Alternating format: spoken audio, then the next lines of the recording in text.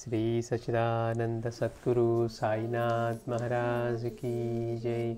सद्गुरु भरद्वाज महाराज की जय। బాబా అంటున్నారు,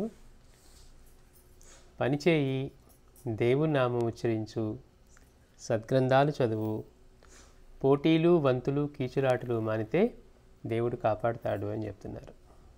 పనిచేయి, దేవుని నామాన్ని ఉచ్చరించు, సద్గ్రంథాలు చదువు, పోటీలు వంతులు కీచులాటలు మానితే దేవుడు కాపాడుతాడు అంటున్నారు. తేళ్ళు పాములను కూడా చంపవద్దు, ఈశ్వరుడి ఆజ్ఞ లేనిదే అవి నిన్నేమీ చేయలేవు. ఈశ్వరాజ్ఞ అలా ఉంటే నువ్వు తప్పుకోను లేవు అంట.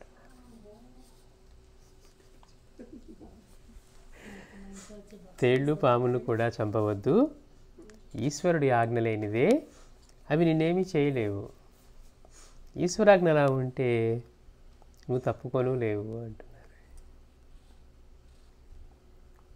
హరిషడ్ వర్గాలలో అసూయను జయించడం చాలా సులువు. మనకున్న హరిషడ్ వర్గాల్లో అన్నిటికంటే తేలిగ్గా జయించదగింది అసూయట. బాబా అంటున్నారు, హరిషడ్ వర్గాలలో అసూయను జయించడం చాలా సులువు. దానివలన మనకే లాభము లేదు, అవతల వారికి నష్టమే లేదు. మనం అసూయ పడటం వల్ల మనకేం వచ్చేది లేదు, వాళ్ళకి పోయేది లేదు. అసూయ అంటే అవతల వాడి బాగుని సహించలేకపోవడమే. అసూయ ఎందుకు కలుగుతుంది అంటే ఇంత వివరంగా చెప్తున్నారు. అసూయ అంటే అవతల వాడి బాగుని సహించలేకపోవడమే. ఓర్వలేక అపవాదులు కల్పిస్తాం. సహజంగా చూస్తాం, వాడికి ఏమి రాదండి, అయినా కానీ ఏదో వచ్చేసింది, వాడికి ఏదో అదృష్టం కొట్టుకొచ్చేసింది, మనకి లేదని చెప్తూ ఉంటాం. అంటే పక్కన వాళ్ళని తక్కువ చేసి ఏదో ఒక అపవాది కల్పించడం, లేకపోతే వాళ్ళతో బాగా ఫేవర్ చేసి ఏదో మేలు పొందాడని ఏదో ఒకటి. అంటే మనం ఒక అపవాది కల్పిస్తే కానీ మనం కొంచెం అమ్మయ్య మనకి రాకపోతే మేము కనీసం 4 మాటలు అన్నాం కదా అని తృప్తి పడతాం. అందుకని బాబా అంటున్నారు, అసూయ అంటే అవతల వాడి బాగుని సహించలేకపోవడమే. ఓర్వలేక అపవాదులు కల్పిస్తాం. వాడు నష్టపోతే సంతోషిస్తాం. మన అందరికీ సమస్య అదే. పక్కన వాడు నష్టపోతే మనం సంతోషిస్తామంట.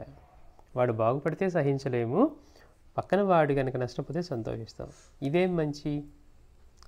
అవతల వాడికి మంచి జరగటం వల్ల మనకే నష్టం జరిగింది? వాడికేదో వాడు చేసుకున్నవి వాటిని బట్టి వాటికి రావాల్సిన ఫలితం వాడికి వచ్చింది. వాడికి మంచి జరిగితే మనమేం కోల్పోయాం? మనకే ఉంది కదా. వాడికి మంచి జరగటం వల్ల మనకే నష్టం జరిగింది. కానీ ఎవరు ఈ సంగతి ఆలోచించరు.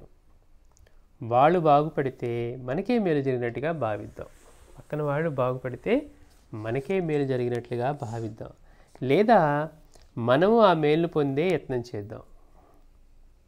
పక్కన వాళ్ళు బాగుపడితే మనకే జరిగినంతగా సంతోషిద్దాం. వాడు బాగుంటే మనల్ని ఇబ్బంది పెట్టరు, అట్లా తీసుకున్నా. లేదు మనం కూడా అలా అవ్వాలనుకున్నాం అనుకోండి, అట్లా ఏం చేస్తే అది పొందుతామో అది పొందే యత్నం చేద్దాం. ఊరికే వాళ్ళకి వచ్చిందని మనం బాధపడుతూను అది చూసి ఓర్చుకోలేకుండా ఉన్నాం అనుకోండి, మనల్ని తినేస్తుంది, నిద్ర కూడా పోనివ్వదు. పైగా అపవాదులు కల్పించి లేనిపోనివన్నీ మూట కట్టుకుంటూ ఉంటాం. లేదు అది పొందాలనుంది నీకు కూడా అలాంటిదే, అది ఏం చేస్తే అది పొందుతామో ఆ యత్నం చేద్దాం. వాడి పూర్వజన్మ కర్మను అనుసరించి ఫలితాన్ని పొందుతాడు. వాడు మన సొత్తేం లాక్కున్నాడు? కష్టపడ్డాడు, వాడికి రావాల్సింది. ఒకవేళ ఈ జన్మలో మనకు అనిపించినట్టుగా మనం జడ్జి చేస్తే వాడు తగినంత శ్రమ చేయలేదండి అయినా వచ్చింది అనే మాట మనం మాట్లాడతాం. వాడు దానికి కావాల్సినవి ఎప్పుడో దాచిపెట్టినాడు అనుకోండి, బ్యాంకులో వాడు మనం వెళ్ళి వాడు మొదటిసారిగా డిపాజిట్ చేస్తున్నాం, వాడు ఆల్రెడీ ఎప్పటి నుంచో చేస్తున్నాడు అనుకోండి, దాని బెనిఫిట్స్ వాడు పొందుతాడు. అంటే అంతకుముందు కనుక వాడు సత్కర్మలు చేసి ఆ పుణ్యాన్ని సంపాదించుకుంటే వాడు పొందుతాడు. అందుకని మాస్టర్ గారు అంటున్నారు, వాడు మన సొత్తేం లాక్కున్నాడు. అంటే అసూయను పోగొట్టుకోవడం అంటే నాకు అసూయ లేదండి అని అన్నాం అనుకోండి, పోగొట్టుకోవడానికి ముందు ఇంతటి యోచన కావాలి.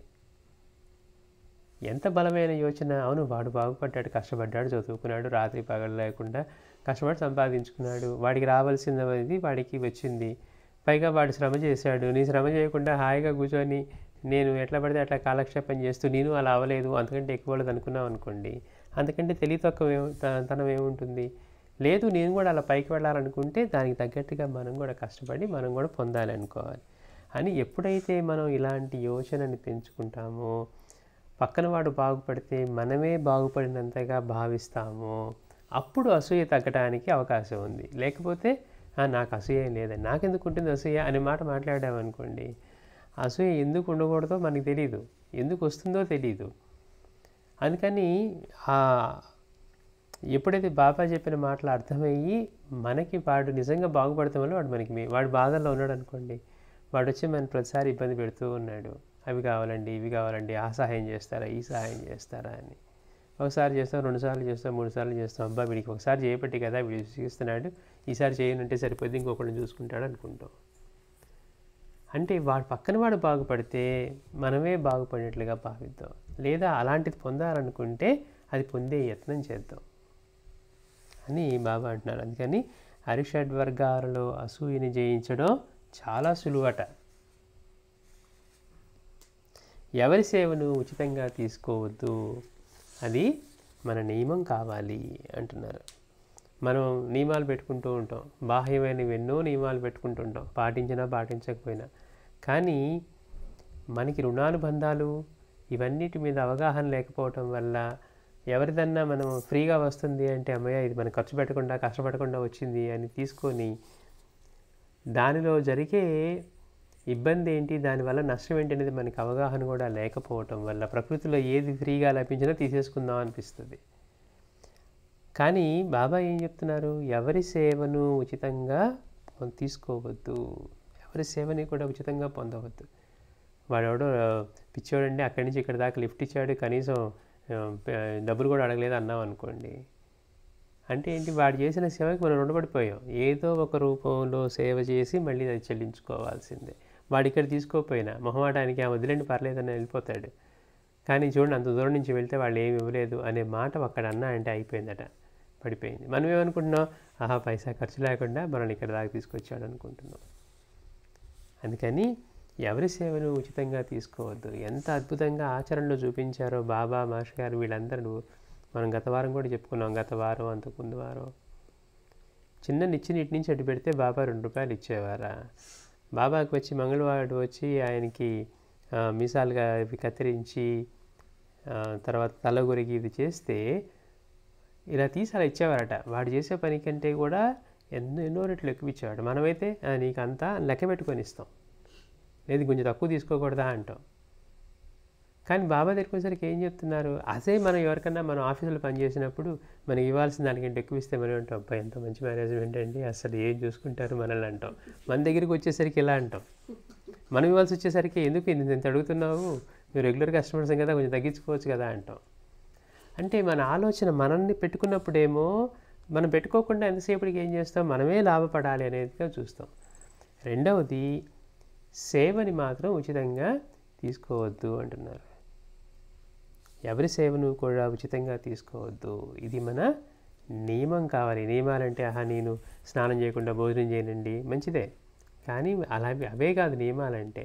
వాటికంటే కూడా మన రుణానుబంధాల్లోకి ఇలాగే ఈడ్చిపడేయకుండా ఉండేవి, జన్మజన్మల్లోనూ అజ్ఞానంతో మళ్ళీ మన జన్మలన్నీ అజ్ఞానపరితంగానే ఉండేట్లుగా ఉండేవి కాకుండా మనం అలాంటి ఉచితమైన సేవలు తీసుకొని వాళ్ళకి రుణపడకుండా ఉండటం అనేది మనకి అవసరం. ఎవరి సేవను ఉచితంగా తీసుకోవద్దు, ఇది మన నియమం కావాలి. ఇది నిజమైన నియమం, సత్యాన్ని అంటిపెట్టుకోవటం నియమం. ఎవరి సేవను ఉచితంగా తీసుకోకపోవటం నియమం. బాబా అంటున్నారు, నువ్వెప్పుడు సత్యాన్ని అంటిపెట్టుకొని ఇచ్చిన మాట తప్పక చెల్లించు. సత్యాన్ని అంటిపెట్టుకొని ఇచ్చిన మాటను తప్పక చెల్లించు. విశ్వాసం కలిగి ఓర్పుతో ఉండు. బాబా మీద నమ్మకం ఉందనుకోండి, మనం మళ్ళీ కంగారు పడతా ఉన్నామంటే విశ్వాసం లేనట్టు. నేను బాబాని నమ్ముతానండి, కానీ ఆయన చేస్తారో చేయరు, ఇంకా చేయలేదు, మొన్నటిది చేయలేదు, నిన్నటిది చేయలేదు అంటూ ఉన్నాం అనుకోండి, విశ్వాసం లేనట్టు. విశ్వాసం అని అంటే మళ్ళీ దాని గురించి ఆలోచన చేయకూడదు. ఆయన బాబా చూసుకుంటారంటే చూసుకుంటారు. మళ్ళీ మనం ప్రతిసారి వెళ్ళి ప్రతి నిమిషం బాబా నువ్వు ఇంకా చేయలేదు, నిన్ను నమ్మాలా వద్దా, ప్రతిదానికి ఆయన ఉనికినే మనం ప్రశ్నించేట్టుగా. అందుకని ఇక్కడ మాస్టర్ గారు అంటున్నారు, విశ్వాసం కలిగి ఓర్పుతో ఉండు. అట్లా అయితే ఎప్పుడు నువ్వెక్కడున్నా నీ వెంట నేను ఉంటాను అంటున్నారు బాబా. అంటే ఎవరైతే ఆయన్ని విశ్వసించి ఓర్పుతో ఉంటారో, సత్యాన్ని అంటిపెట్టుకొని ఉంటారో, ఇచ్చిన మాటని తప్పక చెల్లిస్తూ ఉంటారో, నీకు అంతగా చేయలేకపోతే అది ఒప్పుకోక అంటున్నారు. పక్కన వాళ్ళకి మనం చేస్తామని మాట ఇచ్చామనుకోండి, వాళ్ళు మనం దాన్ని నమ్ముకొని వాళ్ళు దాని తగ్గట్టుగా ఉండి మనం తీరా చేయలేకపోతే ఏమవుతుంది? నాకు కుదరలేదండి, అందుకని నేను అనుకున్నాను కుదురుతుంది కానీ నేను చేయలేకపోయినా అంటామను. అదే మనకి జరిగినప్పుడు మనం కూడా ఎవరికో ఒక పని అప్పగించి వాళ్ళు చేస్తామని మీకెందుకు అసలు ఈ టైంకి మీకు తెచ్చి పెడతాం అనేదో అన్నారు. కానీ వాళ్ళు తీరా టైం అయిపోయినది వచ్చి లేదండి కుదరలేదు, నేను అనుకోకుండా ఇరుక్కుపోయాను, లేకపోతే ఇంకో పనిలో పడిపోయాను, నాకు కుదరలేదు అంటారు. అప్పుడు ఏమవుతుంది? మనం చెప్పేటప్పుడు నాకు కుదరలేదు కాబట్టి చేయలేకపోయాను, నిజంగా చేద్దామని అనుకున్నామని తేలిగ్గా అనుకుంటున్నాం. కానీ మనకు అదే అనుభవం మనకి జరిగినప్పుడు అసలు ఎట్లా చేస్తారు, మనకి ముందే చెప్పాలి కదా, అది కాకపోతే ఒప్పుకోకూడదు కదా అంటాం. అదే బాబా చెప్తుంది, చేతనై ఒప్పుకున్న పని క్షుణ్ణంగా చేయి, లేకపోతే చేస్తానని ఒప్పుకోకు. అందుకని బాబా అంటున్నారు, నువ్వెప్పుడు సత్యాన్ని అంటిపెట్టుకొని ఇచ్చిన మాటని తప్పక చెల్లించు. నా మాటకి ఏం విలువ ఉందిలేండి, ఎంతోమంది మాట తప్పారు, ఇలాంటి మాటలు మాట్లాడకూడదు. మనం ఎప్పుడు కూడా ఇచ్చిన మాటని తప్పక చెల్లించు, విశ్వాసం కలిగి ఓర్పుతో ఉండు. అట్లా కనుక అయితే ఎప్పుడు నువ్వు ఎక్కడున్నా నీ వెంట నేను ఉంటాను అంటున్నారు బాబా. ఈ ప్రపంచం చాలా వింతైనది. బాబా చెప్తున్నారు, ఈ ప్రపంచం చాలా వింతైనది. అందరూ నా ప్రజలే, అందరూ ఆయన బిడ్డలే, అందరినీ నేను సమానంగా చూస్తాను. కానీ కొందరు దొంగలు అవుతారు, వారికి నేను చేయగలిగేది ఏముంది? మృత్యుముఖంలో ఉన్నవారు కూడా ఇతరులను చంపడానికి పన్నాగాలు పన్నుతూ ఉంటారు. వారు నాకు ఎంతో బాధ కలిగిస్తారు. మనం అనుకుంటాం ఒక పని చేస్తూ ఎవరు ఏం చెప్తున్నాం, మనం ఎవరు గమనిస్తున్నారులే అనుకుంటాం. కానీ బాబా ఏం చెప్తున్నారు, మనం చేసే ప్రతి పని ఆయన మనతోనే ఉండి మనలోనే ఉండి గమనిస్తూ ఉంటారు. అందుకని అలాంటి వారు ఆయనకి ఎంతో బాధ కలిగిస్తారట. అందుకే బాబా అన్నారు, నువ్వు ఎవరినైనా నిందించినా నాకు ఏహ్యం కలుగుతుంది అన్నారు. నువ్వు ఆ నిందని భరిస్తే నాకు ఎంతో సంతోషం కలుగుతుంది అన్నారు. ఎందుకని? అది వీడి శ్రేయస్సుకి ఉపయోగం కనుక. అందుకని అందరూ నా బిడ్డలే, అందరూ నా ప్రజలే, కానీ కొందరు దొంగలు అవుతారు, వారికి నేను చేయగలిగేది ఏముంది? మృత్యుముఖంలో ఉన్నవారు కూడా ఇతరులను చంపాలని పన్నాగాలు పన్నుతూ ఉంటారు. అంటే మనస్తత్వం తెలియజేస్తున్నారు రమణ బాబా ఇక్కడ. వారు నాకెంతో బాధ కలిగిస్తారు. ఒకసారి ఒకడెంతో బాధ కలిగించాడు, కానీ నేనేమీ అనలేదు. భగవంతుడు చాలా గొప్పవాడు. ఆయన ప్రతినిధులు సర్వత్రా ఉన్నారు, వారు సర్వసమర్థులు. భగవంతుడు ఇచ్చిన దాంతో తృప్తి పడాలి. మనం చదువుకోకుండా నాకు సర్టిఫికేట్ లేదండి, నేను యూనివర్సిటీకి వెళ్ళలేదన్నాం అనుకోండి, నువ్వు కష్టపడి చదువుకుంటే దానికి ఏదైనా ముందుకు వెళ్తాం. మనం ఎలాంటి సత్కర్మలు ఎలాంటివి ఏమీ చేయకుండా నేను మాత్రం ప్రపంచంలో అత్యంత ధనవంతుడిని అవ్వాలనుకున్నాం అనుకోండి, ఎలా అవుతాం? దానికి తగ్గట్టుగా సత్కర్మలు చేసి ఎవరికైనా మేలు కలిగేట్టుగా శ్రేయస్సు కలిగేట్టుగా చేయగలిగితే అది మనం పొందగలుగుతాం. అందుకని నువ్వు భగవంతుడు ఎలా ఉంచితే అలా ఉండాలని చెప్పడంలో భగవంతుడు ఇచ్చిన దాంతో తృప్తి పడాలి. అయ్యో నాకు అవి లేవండి ఇవి లేవండి అనే కంటే భగవంతుడు నాకు ఇవన్నీ ఇచ్చాడు, తినడానికి ఉండటానికి, ఇవన్నీ నాకు హాయిగా గడిచిపోతుంది, ఏ సమస్య లేదు. ఇవి లేక కొట్టుకునే వాళ్ళు ఎంతోమంది ఉన్నారు. ప్రతిరోజు సమస్యగా, ప్రతిసారి తినడానికి ఏముందో చూసుకునేంత కష్టపడే వాళ్ళు ఉన్నారు, అవి దొరకని వాళ్ళు ఉన్నారు, రోజుకు ఒక్కసారి దొరికినా సంతోషంగా ఉండేవాళ్ళు ఉన్నారు. మనమేమనుకుంటాం, మనకున్న పైవన్నీ చూసి మనకంటే బాగా స్థితిపరుల్లో ఇంకోటో చూసి అయ్యో మనకి అవి లేవే, మనం ఇంతకాలం అయింది మనం అవి పొందలేదే అనుకుంటూ ఉంటాం. కానీ మనకంటే ఎంతో ఇబ్బంది పడుతూ తినటానికి ఉండటానికి కష్టపడే వాళ్ళు ఎంతోమంది ఉన్నారు. ఎప్పుడు కూడా మనకి ఏది ప్రాప్తమో భగవంతుడు అది మనకి ప్రసాదిస్తాడు. అందరికీ అన్నీ నేనే ఇస్తాను అన్న బాబా ఊరికే ఒకరికి తక్కువ ఒకరికి ఎక్కువ ఇవ్వరు కదా. మనం ఎంత ధర్మంగా మనం ఎలా ఆయన చెప్పిన మాట విని ప్రవర్తించామో దానికి తగ్గట్టుగానే ఫలితం పొందుతాం. అందుకని భగవంతుడు ఇచ్చిన దానితో తృప్తి పడాలి. నాకు ఎంతో శక్తి ఉంది. బాబా అంటున్నారు, నేను 10,000 సంవత్సరాల క్రిందటే ఇక్కడున్నాను అంటున్నారు. అంటే ఎప్పుడూ ఉండే చైతన్య స్వరూపం, పరమాత్మ స్వరూపం. బాబా అంటే ఈ 5.5 అడుగుల శరీరమే కాదు, అదే చెప్తూ ఉంది. షిరిడిలో ఉన్న 5.5 అడుగుల శరీరమే సాయి అనుకుంటే మీకు సాయి అంటే తెలియనట్లే అంటున్నారు. నువ్వేం చేసినా సంపూర్ణంగా అక్షుణ్ణంగా చెయ్యి, లేదా చేయటానికి ఒప్పుకోకు.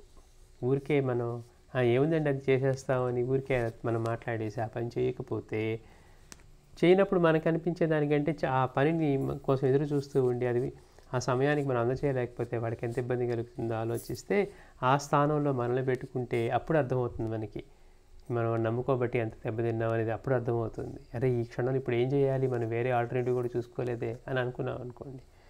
అందుకని నువ్వేం చేసినా సంపూర్ణంగా క్షుణ్ణంగా చెయ్యి, లేదా చేయటానికి ఒప్పుకో. క్షుణ్ణంగా చేయాలి, ఇటొక్కాలు అటొక్కాలు, దానివల్ల ఫలితం రాదు. శ్రీ సచ్చిదానంద సద్గురు సాయినాథ్ మహారాజ్ కీ జై.